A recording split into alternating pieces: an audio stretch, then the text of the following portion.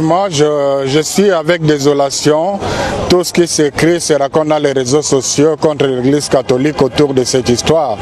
Je commencerai par dire qu'on nous lance, on jette les pierres que sur un fruit mûr. Donc ça, c'est déjà à considérer.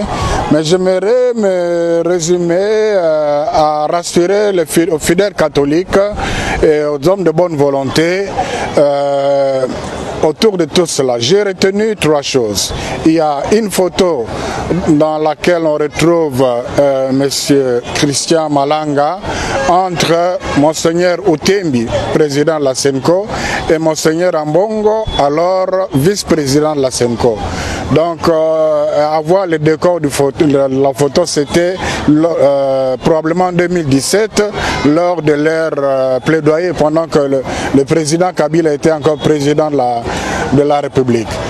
Et soyez rassurés, ni avant la photo, ni après la photo, personne de ces deux évêques n'a eu un contact personnel avec M. Christian Malanga. Deux, il y a des gens de mauvaise foi qui présentent le chargé d'affaires de l'Annonciature, Monseigneur Andri, qui avait accompagné son éminence le cardinal Ambongo auprès du chef de l'État, avec un des assaillants, un de peau blanche qui a été dans le groupe de ceux qui ont attaqué l'honorable Vital Kamerhe et le palais du Plèbe. Il s'agit de deux personnes différentes. D'ailleurs, au moment où s'est passé ces événements à Kinshasa, Monseigneur Andri, qui avait accompagné son éminence le cardinal chez le président, était avec moi à Kananga.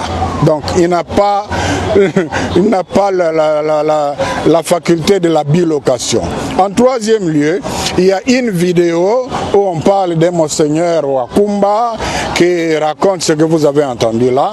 Après recherche, il s'agit d'un abbé incardiné au diocèse de Lissala qui vit comme un électron libre en Italie.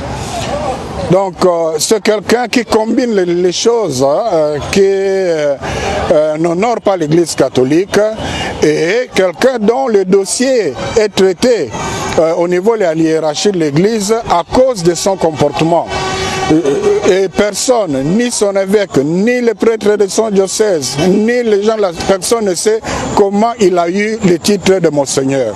Dans l'église catholique, c'est pas comme dans d'autres églises où on se réveille le matin, on se donne le titre de bishop ou archibishop. Ça ne se passe pas comme ça.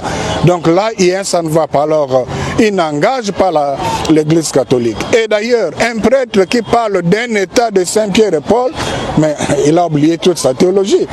Donc, cet ordre de Saint-Pierre et Paul, tout ce qui est allé sur le net, ça ne se retrouve nulle part dans la liste des ordres de Saint-Siège. Donc, tout est fausseté, fausseté, fausseté. Ce sont des gens de mauvaise foi.